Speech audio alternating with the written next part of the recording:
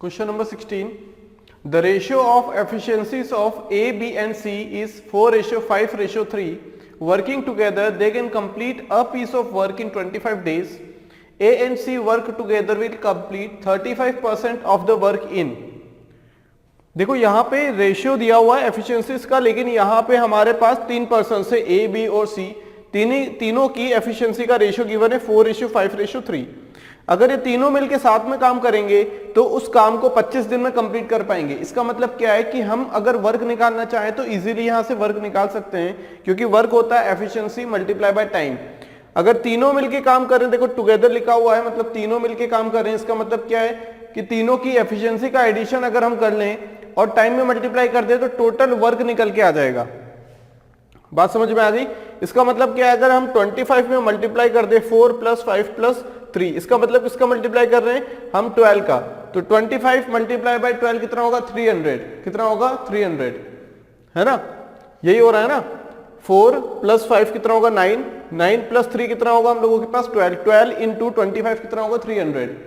ठीक है। A and C work together will complete 35% of the work, मतलब जो वर्क हमारा आया है कितना आया 300।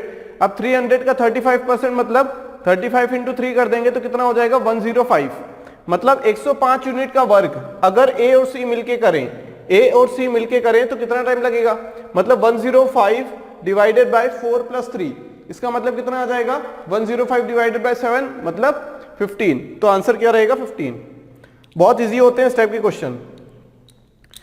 क्या देखो A, B और C, A, B, C efficiency का रेशियो गिवन है 4:5:3, ये एफिशिएंसी है। Working together they can complete a piece of work in 25 days, इसका मतलब कि अगर इन तीनों की एफिशिएंसी को ऐड कर दें तो कितना आ जाएगा 12, और इस 12 में मल्टीप्लाई कर दें नंबर ऑफ डेज का तो क्या आ जाएगा वर्क कितना आ जाएगा 300। ये है हम लोगों के पास वर्क, ये है हमारे पास नंबर ऑफ डेज मतलब टाइम, और ये है तीनों की एफिशिएंसी, क्योंकि तीनों साथ में मिलके काम करेंगे तब बताया गया हमें ये। ठीक है। कितना आ जाएगा 300 यूनिट का वर्क है हम लोगों के पास। क्या है 300 यूनिट का वर्क है। अब बोला गया है कि ए और सी 35% ऑफ द वर्क अगर करेंगे तो कितना टाइम में करेंगे, इसका 35 मतलब 35% ऑफ किसका 300 का। ठीक है, इतना वर्क आ गया डिवाइडेड बाय टाइम पूछा गया है, ए और सी मिलके करेंगे तो ए और सी की एफिशिएंसी कितनी हो गई, ए और सी की 4 + 3, 4 + 3। अब 00 कैंसिल, कितना आ जाएगा 35 को डिवाइड करेंगे 7 से तो कितना आएगा 7 मल्टीप्लाई बाय 3, कितना आंसर आ जाएगा हमारे पास, कितना आ जाएगा 5 × 3 = 15।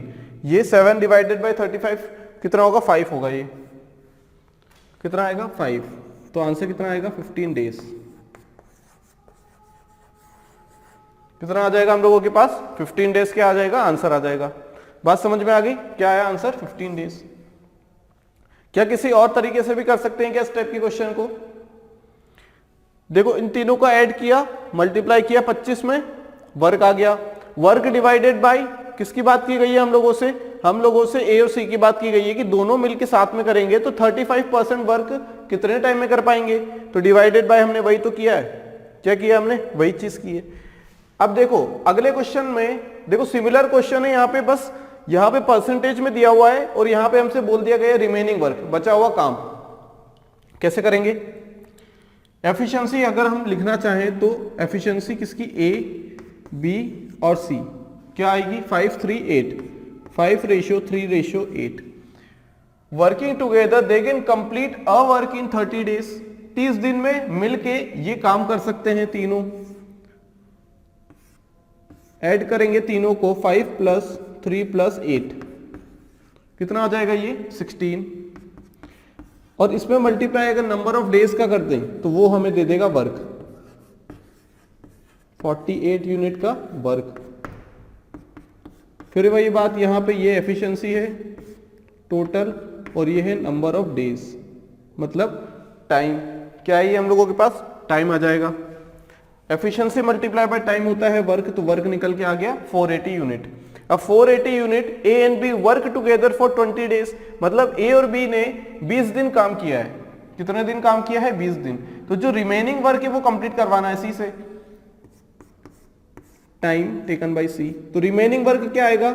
टोटल 480 था माइनस ए और बी 20 दिन में कितना वर्क करेंगे? ए और बी 8 मल्टीप्लाई बाय कितना? 20 दिन की बात की गई है, ये वर्क आ गया। 20 दिन का वर्क ए और बी का, बचा हुआ काम पूरा आ जाएगा। सी करेगा तो डिवाइडेड बाय 8 कितना आ जाएगा? ये 40 डेज। कैसे आ जाएगा?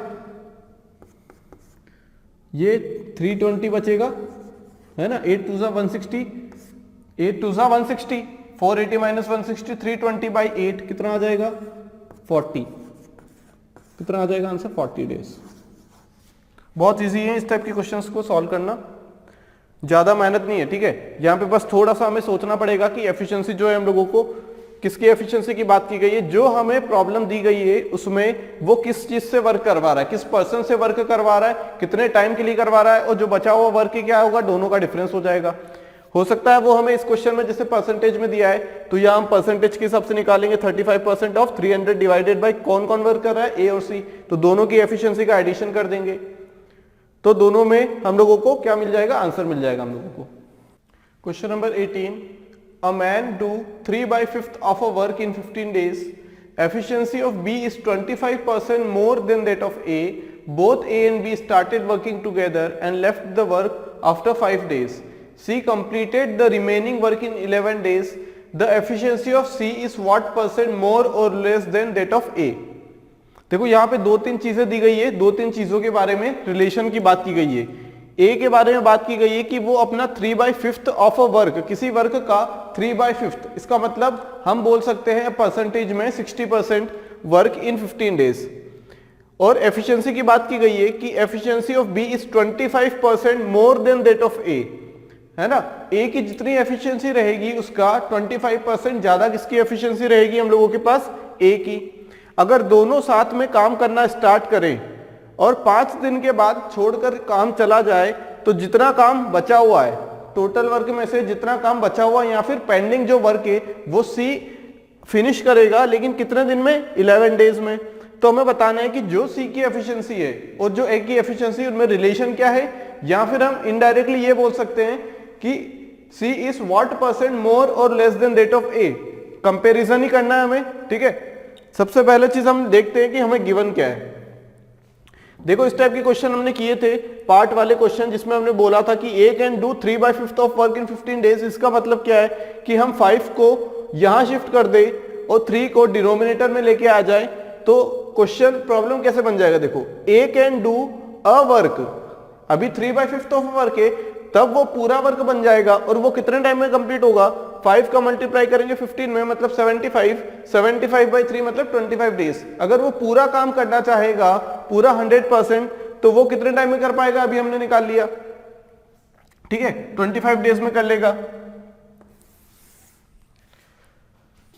3/5 ऑफ अ वर्क, किसी एक वर्क को 3/5 करने में 15 दिन लगते हैं। किसको? ए को। तो ए अगर पूरा वर्क करेगा तो कितना टाइम लगेगा? 15 multiply by 5 divided by 3 which is equal to 25 days. 25 दिन में पूरा 100% काम करेगा। 25 दिन में पूरा 100% काम करेगा। अगर हम वर्क को सपोज कर ले, देखो यहाँ 25 दिया हुआ है, तो क्या हम 25 नंबर ऑफ डेज को क्या कर ले? वर्क सपोज कर लेते हैं, क्योंकि यहाँ पे हमारे पास जो एफिशिएंसी आ जाएगी ए की वो आ जाएगी 1। अगर ए की एफिशिएंसी 1 आ गई तो बी की उससे 25% ज्यादा है, मतलब 1.25 हो जाएगी, या फिर बोलना चाहे तो 5/4 हो जाएगी, है ना। तो हम वर्क को सपोज कर लेते हैं, let the work be x units. x unit का वर्क है हम लोगों के पास। अब उस x को हमने क्या माना है? 25। क्यों माना है? क्योंकि यहां से number of days, work divided by number of days, हमें एफिशिएंसी मिलेगी किसकी? ए की, तो वो हमें यूनिटी मिल जाएगी, ठीक है, 25 यूनिट। तो एफिशिएंसी ऑफ ए हम लोग क्या मान लेंगे? वर्क 25 यूनिट का है, टाइम लग रहा है 25 दिन, आ जाएगी 1। अगर ये 1 आ गई तो हमारे पास जो बी की एफिशिएंसी है ये 20% कितनी ज्यादा है, 25% ज्यादा है, इसका मतलब 1 तो ऑलरेडी है, 25% मतलब 1/4, तो ये आ जाएगा 5/4 एफिशिएंसी ऑफ बी। ठीक है, 5/4 एफिशिएंसी ऑफ ए। इसका मतलब अगर ए की एफिशिएंसी 1 है तो बी की एफिशिएंसी कितनी आ जाएगी, 5/4।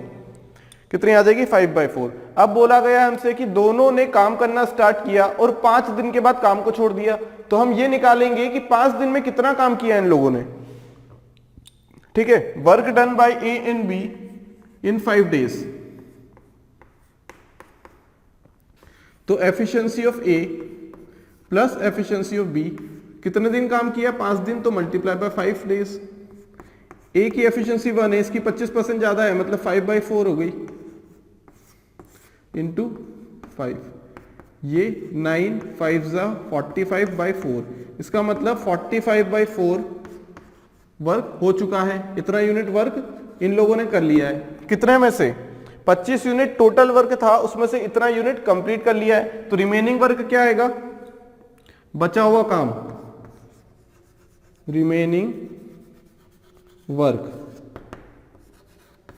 रिमेनिंग वर्क कौन सा वर्क है, टोटल वर्क जो हमने निकाला अज्यूम किया है माइनस ए और बी ने 5 दिन में जितना वर्क कंप्लीट किया है उसके अलावा जो बचा हुआ वर्क है वो रिमेनिंग वर्क आएगा।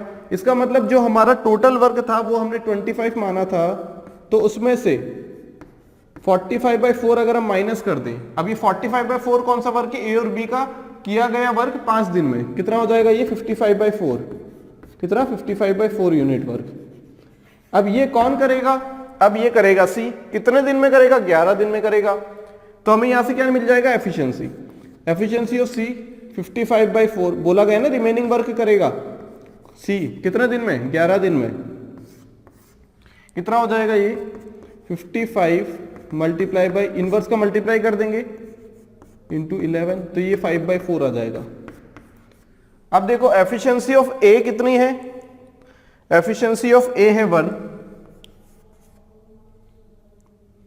एफिशिएंसी ऑफ ए है हमारे पास 1 और बी है 1 प्लस 0.5 सॉरी 0.25, एफिशिएंसी ऑफ ए आ गई 1, एफिशिएंसी ऑफ सी आ गई हम लोगों के पास 1.25।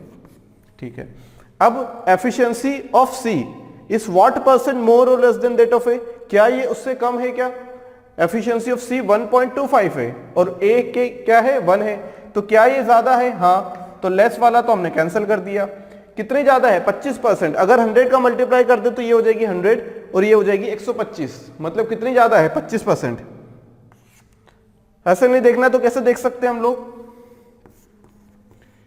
Efficiency of C minus efficiency of A से किससे कंपेयर किया गया है, जिससे कंपेयर करना है ना, जिसके साथ कंपेयर करना है। देखो ए के साथ किया है तो डिवाइड में क्या आ जाएगा हमारा, ए आ जाएगा, जिससे कंपेयर किया है ना, ए से कंपेयर किया है और ए से डिफरेंस देखना है, तो efficiency of C minus efficiency of A divided by efficiency of A multiply by 100, percentage की बात की गई है ना, 100 से मल्टीप्लाई। अब efficiency of C 1.25 minus 1 divided by 1 multiply by 100, तो ये 0.25 मल्टीप्लाई बाय 100 परसेंटेज कितना आएगा 25%। मतलब जो एफिशिएंसी है सी की वो ए से कितनी ज्यादा है 25%, कितनी ज्यादा है 25%। एक बार फिर समझते हैं क्वेश्चन में क्या बोला गया था, 3/5 वर्क करना था ए को 15 दिन में, तो हमने निकाला कि एक वर्क करने में कितना दिन लगेगा, ठीक है, एक वर्क करने में 25 दिन लगेगा। हमने वर्क को मान दिया कि 25 यूनिट वर्क है, तो एफिशिएंसी ऑफ ए आ गई 1।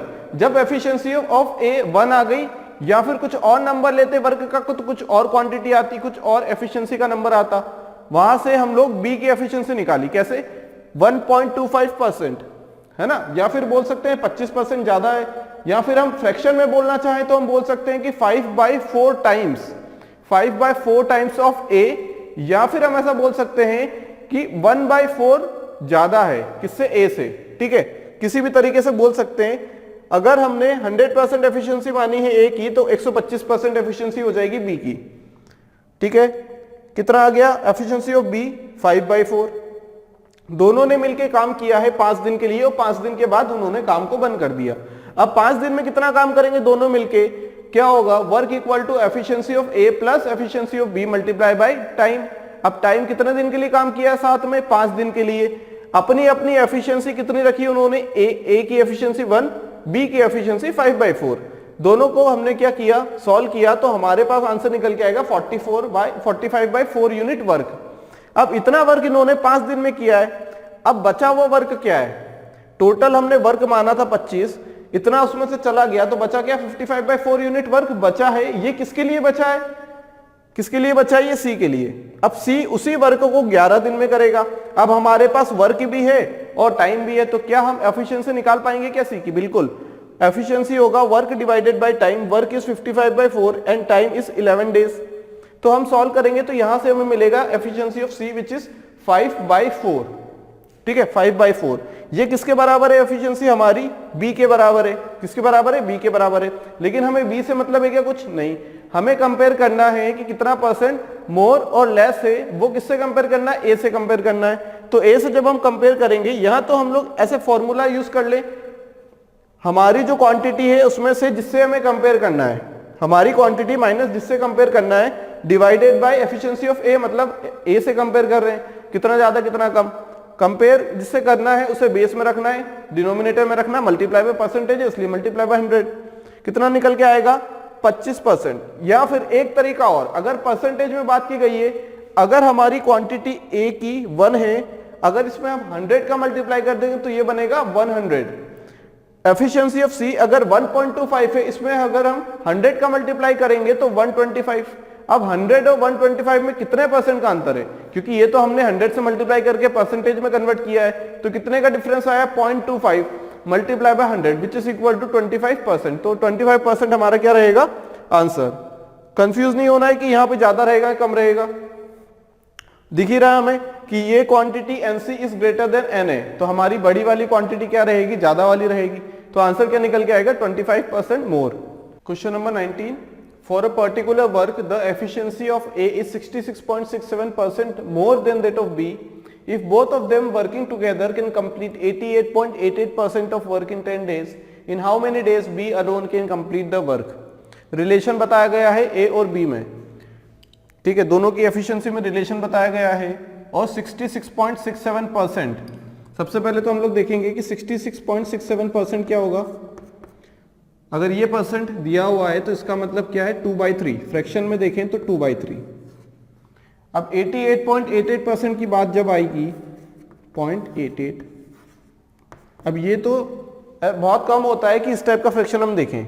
अब ये कहां से आया, देखो यहां से अगर हम किसकी वैल्यू निकालें, देखो 11.11, जब हम परसेंटेज वाला मेथड पढ़ेंगे, परसेंटेज वाला यूनिट पढ़ेंगे, तब हमें पता लगेगा कि फ्रैक्शन को कन्वर्ट करने के लिए डायरेक्ट हमें क्या रिजल्ट याद रखना है, ठीक है। कुछ रिजल्ट ऐसे हैं जो डायरेक्ट हमें काम आने वाले हैं, क्योंकि हम देखो यहां से अगर 8 को कॉमन निकालें तो ये 11.11% होगा, 11.11% होगा। क्या यहां ये चीज और ये चीज सेम है क्या, बिल्कुल हाँ।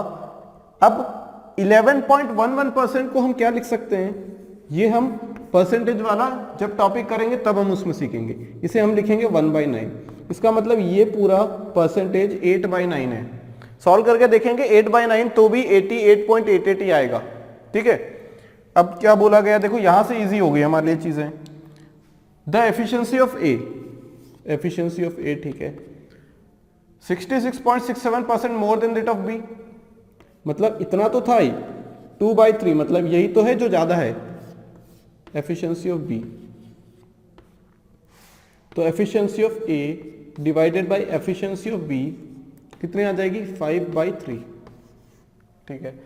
If both of them working together can complete 88% of the work in 10 days, मतलब यहां पे हम वर्क को कुछ भी नहीं मान सकते, ऐसा नहीं कर सकते कि 1 मान लो, 2 मान लो, 4 मान लो, ऐसा नहीं, क्योंकि यहां पे देखो टाइम भी गिवन है।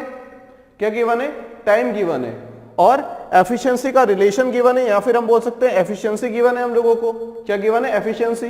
तो हम क्या वर्क कुछ भी मान ले, जब दो चीजें गिवन है तो वर्क तो ऑलरेडी हमारे पास है। जब दो चीजें गिवन है, वर्क क्या होता है, एफिशिएंसी मल्टीप्लाई बाय टाइम। जब टाइम गिवन है, एफिशिएंसी पता है हम लोगों को, तो हम वर्क कुछ भी कैसे मान ले, वर्क तो हम निकाल सकते हैं ना, एग्जैक्ट में उसकी वैल्यू क्या है वो निकाल सकते हैं हम लोग। तो कैसे निकाल सकते हैं, दोनों मिलके काम करेंगे, if they work together can complete 88.88% of the work in 10 days. मतलब अगर ये 10 दिन काम करेंगे, अगर ये 10 दिन साथ में काम करेंगे, मतलब दोनों को ऐड किया हमने एफिशिएंसी को और मल्टीप्लाई कर दिया 10 में, तो ये जो 80 आया, ये जो 80 यूनिट आएगा, 80 यूनिट ये जो वर्क है ना, ये किसके बराबर है? ये किसके बराबर है? 8/9, मतलब 88.88% ऑफ द वर्क। उस वर्क के 88.88% या फिर उसका 8/9 पार्ट है। 8/9 part of the work is equal to 80। यही बोला गया ना, if they both of them work together, जब दोनों साथ में काम करेंगे तो दोनों की एफिशिएंसी ऐड होगी। Na/Nb मतलब 5/3 है, दोनों को ऐड किया 8 आ गया। अब नंबर ऑफ डेज मतलब 10 डेज, मतलब दोनों मिलके काम करेंगे 10 दिन के लिए, तो एफिशिएंसी 80 यूनिट आ जाएगी। अब ये जो 80 यूनिट है ये 8/9 पार्ट है किसका? जो हमारा वर्क है उसका। तो एक्चुअल में वो वर्क क्या है? एक्चुअल में वो वर्क है 90 यूनिट, 90 यूनिट का वर्क है। ठीक है, तो यहां समझ में आया कि हमने क्यों नहीं लिया है इसे वर्क को कुछ भी, क्योंकि यहां पे ऑलरेडी दो चीजें गिवन है। देखो, एफिशिएंसी हम लोगों के पास है, नंबर ऑफ डेज हमें पता है, दोनों का मल्टीप्लाई करेंगे तो जो रिजल्ट आएगा वो किसके बराबर है? 8/9 पार्ट ऑफ द वर्क। तो उस वर्क को हम कुछ भी नहीं ले सकते कि ऐसा अपनी मर्जी से कि हमें नंबर ऑफ डेज 10 दिया है तो हम क्या ले ले, 10 ही ले ले, वहां से एफिशिएंसी मिलेगी। लेकिन ऑलरेडी जब एफिशिएंसी है तो हम लोग उल्टा क्यों चले, वहां से आंसर गलत आएगा। तो हमारे पास अगर डाटा सफिशिएंट गिवन है, क्या लगता है वर्क निकालने के लिए? एफिशिएंसी लगती है और टाइम लगता है। टाइम ऑलरेडी गिवन है 10 डेज और एफिशिएंसी भी पता है हमें 5 + 3 8। तो यहां से x की वैल्यू 90 यूनिट आ गई। अब हमसे बोला क्या गया है? How many days B alone complete the work. B अकेला वर्क को करेगा तो कितने दिन में करेगा? तो time taken by B is equal to total work 90 divided by efficiency of B. कितना आ जाएगा? 30 डेज। मतलब 30 दिन में वो अकेला काम कर पाएगा। ठीक है, पूरा वर्क करने के लिए उसे कितना टाइम लगेगा? 30 दिन से। अगर वो अपनी एफिशिएंसी को कितना रखता है? 3। बात समझ में आ गई क्या किया है? तो यहां से परसेंटेज से फ्रैक्शन में कन्वर्ट करना इंपॉर्टेंट था, बाकी क्वेश्चन जो है वो इजी है। बात समझ में आ गई? तो आंसर क्या आएगा हमारा? 30 days. Question number 20, 3 workers A, B and C start the work together, but A left after 37% of the job was done. The remaining job was completed by B and C in 7 days. The ratio of efficiency of B and C is 4:5. Find the number of days required by the slowest worker to complete the entire job alone. Slowest worker मतलब जिसकी efficiency सबसे कम है, वो सबसे धीमे है, या फिर हम बोलते कि जो सबसे ज्यादा टाइम ले रहा है किसी वर्क को करने में, उसकी एफिशिएंसी कम है, वो सबसे धीरे है। ठीक है, अब देखो तीनों वर्कर ए, बी और सी तीनों साथ में काम करते हैं, but A left after 37% of the job was done. ठीक है, मतलब 37% ऑफ द जॉब कंप्लीट हो गई है। टोटल जॉब, एक काम करते हैं हम लोग 100% को क्या मान लेते हैं? 100% मतलब 100 यूनिट जॉब मान लेते हैं। Total work equal to 100 unit मान लिया। ठीक है, परसेंटेज 37 में दिया है, तो अब अगर 1 मान लेंगे तो 1 का 37% निकालना पड़ेगा, प्रॉब्लम होगी। इससे अच्छा हम टोटल वर्क को 100 यूनिट मान लेते हैं। ठीक है, अब 100 यूनिट हमने क्या मान लिया? Total work. अब 3 worker A, B, C start the work together, but A left after 37% of the job was done. मतलब 37% जॉब कंप्लीट हो जाने के बाद A ने क्या किया? छोड़ दिया। The remaining job was completed by B and C in 7 days. ठीक है, पहले यहां पे आते हैं हम लोग। ठीक है, अगर यहां करना है तो ये भी कर लेते हैं। कितने दिन की बात की गई है? यहां बताया गया कि कितने दिन की बात की गई है, यहां टाइम नहीं बताया गया है। यहां पे सिर्फ दूसरी कंडीशन में अगर हम देखें तो टोटल वर्क हमारे पास कितना बचा? जब 37 हो चुका है तो बचा कितना? 100 - 37। ये है रिमेनिंग वर्क। क्या है ये? Remaining work. रिमेनिंग वर्क कितना बचा? 63। अब ये कौन करेगा? The remaining job was completed by B and C in 7 days. B और सी करेंगे 7 डेज में। तो efficiency of B plus efficiency of C. ठीक है, अब ये कितना हो जाएगा हमारे पास 63 divided by 7 equal to efficiency of B plus efficiency of C. कितना आ जाएगा? Efficiency of B plus efficiency of C आ जाएगा हम लोगों के पास 9। कितना आ गया? 9। ठीक है, इतनी चीजें हो गई। अब A, B and C start the work together but A left after 37% of the job was done। मतलब 37% मतलब 37 यूनिट जॉब तक तीनों ने साथ में काम किया। तीनों ने क्या किया? साथ में काम किया। The ratio of efficiency of B and C is 4:5। ठीक है, तो यहां पे हमें क्या गिवन होगा? टाइम भी गिवन होगा। Question number 20, 3 workers A, B and C start the work together but A left after 3 days when 37% job was done. The remaining job was completed by B and C in 7 days. The ratio of efficiency of B and C is 4:5. Find the number of days by which the slowest worker to complete the total work। ठीक है, पूरा work entire job alone करने के लिए, अकेले करने के लिए सबसे स्लोएस्ट वर्कर, इसका मतलब क्या है? जिसकी एफिशिएंसी सबसे कम या फिर जिसको टाइम सबसे ज्यादा लग रहा है वो सबसे स्लोअर वर्कर है। ठीक है, अब देखते हैं क्वेश्चन में क्या क्या चीजें गिवन है। 3 वर्कर है, तीनों ने काम को स्टार्ट किया एक साथ। A left after 3 days when 37% of the job was done। इसका मतलब क्या है? A ने, तीनों ने साथ में काम किया, A ने 3 दिन बाद छोड़ दिया। इसका मतलब क्या है कि तीनों ने साथ में काम किया है। कितने दिन? 3 दिन साथ में काम किया है।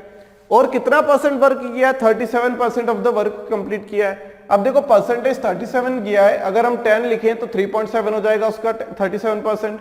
इससे अच्छा हम लोग 100 ले लेंगे तो हमारे पास जो 37% क्या है जॉब है वो कितनी हो जाएगी? 37 यूनिट। ठीक है, तो सबसे पहला काम तो यही करेंगे हम लोग, क्या मान लेंगे? Let the work be 100।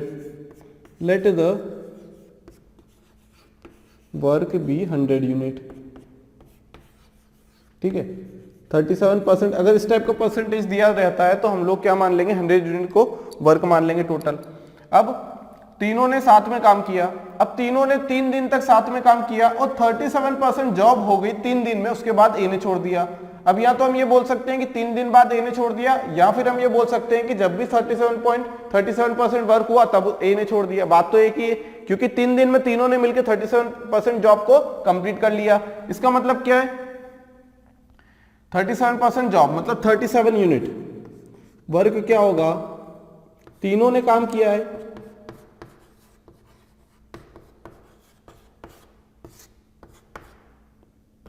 Time,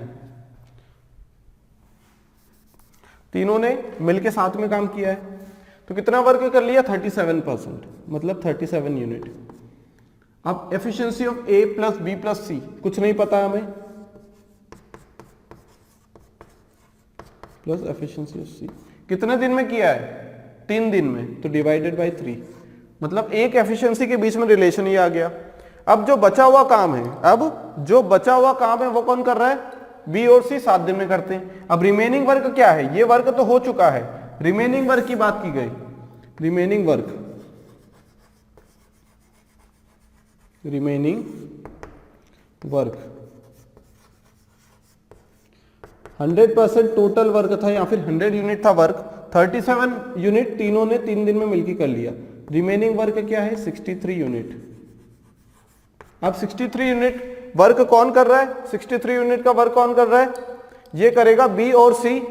remaining job है ना, रिमेनिंग जॉब मतलब बची 63 है, कौन करेगा? बी और सी 7 दिन में। तो efficiency of B plus efficiency of C 7 दिन में मतलब वर्क डिवाइडेड, एफिशिएंसी क्या होगी? दोनों मिलकर करे तो efficiency work divided by time 7 दिन की बात की गई है, मतलब 9 डेज। सॉरी एफिशिएंसी है ना, ये तो एफिशिएंसी तो 9 आ गई है ना, 9 वर्क पर यूनिट पर टाइम। अब देखो अगर हम एफिशिएंसी ऑफ बी प्लस सी उठा के यहां रख दें तो एन की वैल्यू आ जाएगी हमारी 10/3। ध्यान से समझना, अगर इसकी वैल्यू हमने उठा के यहां रख दी तो एन की वैल्यू आ गई, लेकिन किस एनबी और एनसी की वैल्यू का क्या है ना, एनबी और एनसी की वैल्यू का क्या होगा? फिर ये भी तो निकालनी पड़ेगी। इसके लिए हमें रेशियो गिवन है, या फिर हम बोल सकते हैं कि बी और सी 4:5 ऑलरेडी गिवन है ना, रेशियो ऑफ एफिशिएंसी, निकालने की जरूरत नहीं पड़ेगी हमें, ठीक है। अब यहां से हम लोग देखो कितना आ जाएगा, बी और सी, देखो यहां से भी अगर हम देखते हैं ratio of efficiency of B and C तो 4:5 मतलब 9, दोनों का समेशन 9, यहां से भी दोनों का समेशन कितना आ गया 9। इसका मतलब अगर हमें दूसरी वाली कंडीशन, ये वाली कंडीशन नहीं भी दी होती तो हम लोग निकाल सकते थे, क्या निकाल सकते थे हम लोग, क्योंकि हमने 100 यूनिट माना है वर्क, उससे हमारा आया वर्क 37/3, ये क्या आ गई समेशन ऑफ एफिशिएंसी। अगर हम इस चीज को भूल जाएं, मतलब कौन सी कंडीशन को भूल जाएं हम लोग, इस कंडीशन को अगर भूल भी जाएं, न भी दी होती ये कंडीशन तो भी हमारा आंसर आता। A left after 3 days when 37% of the job was completed, इतना जॉब हो गया, ए ने छोड़ दिया, 3 दिन के लिए काम किया उन्होंने, इतनी एफिशिएंसी आ गई, ठीक है। The ratio of efficiency of B and C is 4:5। Find the number of days required by the slowest worker to complete the entire job. अब बी और सी के बारे में क्या बोला गया, देखो एफिशिएंसी ऑफ बी और एफिशिएंसी ऑफ सी 4:5 है, मतलब दोनों का सम अगर यहां रख दें हम, इसे भूल जाओ, ये तो कुछ काम की चीज है ही नहीं हमारे लिए, ये फालतू में दिए, ये फालतू में दिए हमें, ये चीज यहां से भी आ रही है। अब क्या हो जाएगा, देखो 37/3 efficiency of A plus B की कितनी है 4 और सी की कितनी है 5, कितना आ जाएगा 37/3 minus 9 is equal to efficiency of A, कितना आ जाएगा efficiency of A 10/3, efficiency of B कितना है 4, एफिशिएंसी ऑफ सी कितना है 5। अब तीनों में सबसे क्या बोला गया है, स्लोएस्ट वर्कर, सबसे स्लोएस्ट वर्कर कौन है, जिसकी एफिशिएंसी सबसे कम है। कैसे पता लगा, 4 5, ये 3.33 आएगा, इसका मतलब क्या है सबसे कम है। अब क्या बोला गया है, नंबर ऑफ डेज बोला गया है, number of days, total work कितना है 100 यूनिट का, इसकी एफिशिएंसी 10/3, कितना आएगा 300/10, कितना आ जाएगा 30 डेज, ठीक है। तो एक कंडीशन बिना मतलब हमें दी गई है, यहां पे आंसर तो कितना आ गया 30 डेज। ये वाली कंडीशन कुछ मतलब की नहीं है, the remaining job was completed by B and C in 7 days, क्योंकि बी और सी के लिए बताया गया है, इनडायरेक्टली एफिशिएंसी दी गई है रेशियो से 4:5, तो बी की एफिशिएंसी 4 आ गई, सी की एफिशिएंसी 5 आ गई, ए की एफिशिएंसी हमने निकाली, कितनी आ जाएगी यहां से 10/3, सबसे स्लोएस्ट ए ही है, तो यहां से नंबर ऑफ डेज क्या आएगा 100/10/3, मतलब टोटल वर्क कितना आ गया 100 और एफिशिएंसी 10/3, तो यहां से आंसर आएगा हमारा 30 डेज।